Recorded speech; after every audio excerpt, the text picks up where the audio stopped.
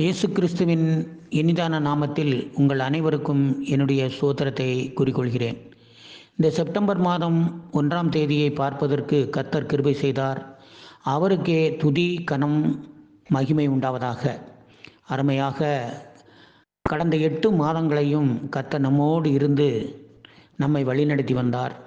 9வது மாதம், அதாவது செப்டம்பர் மாதம், இந்த செப்டம்பர் மாதத்தை ஆசீர்வாதமாக வழி நடத்துவார்.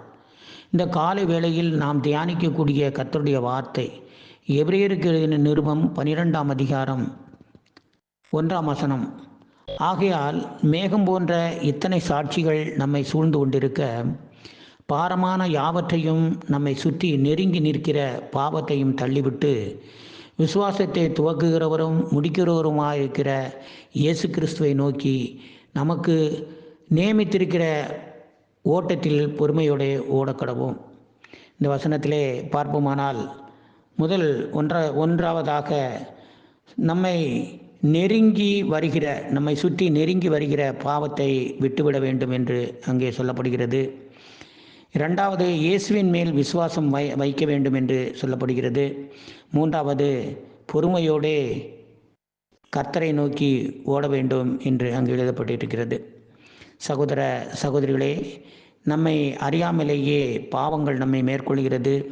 அது சிறிய பாவமோ அல்லது பெரிய பாவமோ, அந்த பாவங்கள் நம்மை முன்னேற விடாமல் தடைகள் வருகிறது. நம் இருதயத்தில் இருக்கும் அந்தரங்க பாவங்களை விட்டுவிட வேண்டும்.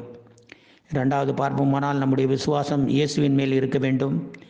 காரணம், நம்முடைய பாவத்திற்காக அவர் சிலுவையிலே அறையப்பட்டு இரத்தம் சிந்தி மரித்து நம்மளை மீட்டெடுத்தார். அந்த விலையேறப்பட்ட ரட்சிப்பை நமக்கு தந்தார். அதை ஒவ்வொரு நாளும் நாம் நினைக்க வேண்டும்.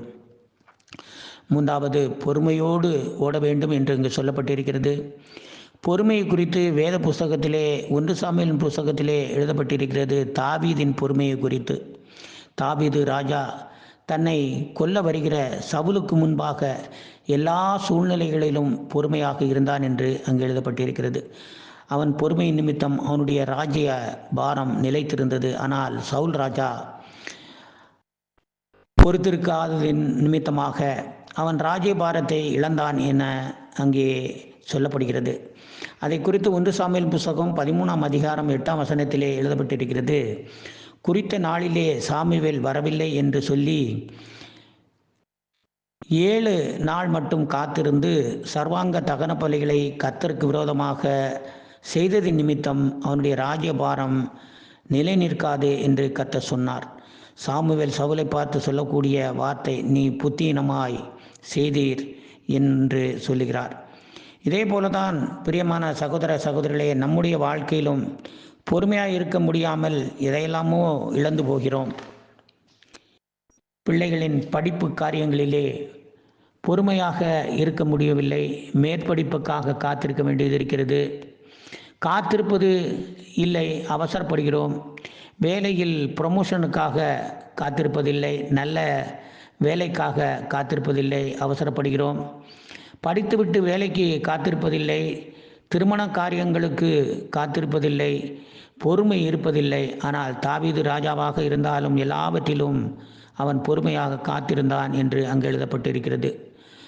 அவனுடைய ராஜ்யபாரம் கடைசி வரைக்கு நிலை நின்றது என்று அங்கே சொல்லப்படுகிறது. கர்த்தர் அவனை ஆசீர்வதித்தார்.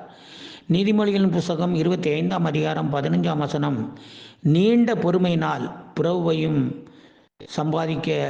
சம்பாதிக்க பண்ணலாம், இனிய நாவு எலும்பையும் நொறுக்கும் என்று அங்கே எழுதப்பட்டிருக்கிறான். பிரியமான சகோதர சகோதரிகளே, நமக்கு நீண்ட பொறுமையோடு இருக்க வேண்டும். வேலை ஸ்தலத்திலே அதிகாரிகள் மத்தியில் நாம் பொறுமையோடு இருக்க வேண்டியது அவசியமாக இருக்கிறது. வேலைகள் அதிகமாக இருக்கும்போது நாம் பொறுமையோடு வேலையை செய்ய கடமைப்பட்டிருக்கிறோம். தொழிலில் முன்னேறுவதற்கு பொறுமையாக காத்திருக்க வேண்டியது இருக்கிறது. ஏன், நாம் ரோடை கடக்கும்போது கூட பொறுமையாக நாம் கடக்க வேண்டும். பொறுமையாக நான் உனக்காக எல்லாவற்றையும் செய்து முடிப்பேன் என்று கர்த்தர் சொல்லுகிறார். சத்ரு நமக்கு அவசரத்தை கொண்டு வருகிறான். அதில் நீங்கள் கவனமாக இருக்க வேண்டும். சங்கீதம் 40:1 அங்கே சொல்லப்படுகிறது. தாவீது அருமையாக சொல்லுகிறார், கர்த்தருக்காக பொறுமையுடன் காத்திருந்தேன், அவர் என்னிடமாய் சாய்ந்து என் கூப்பிடுதலை கேட்டார் என்று. அருமையான சகோதர சகோதரிகளே, நாம் கர்த்தருக்காக காத்திருக்கும் போது, அவரை கூப்பிடும் பொழுது அதற்கு பதில் வரவில்லை என்று கவலைப்படாமல் அவர் சொல்லக்கூடிய பதிலுக்கு பொறுமையாக காத்திருக்க வேண்டும். ஆமென்.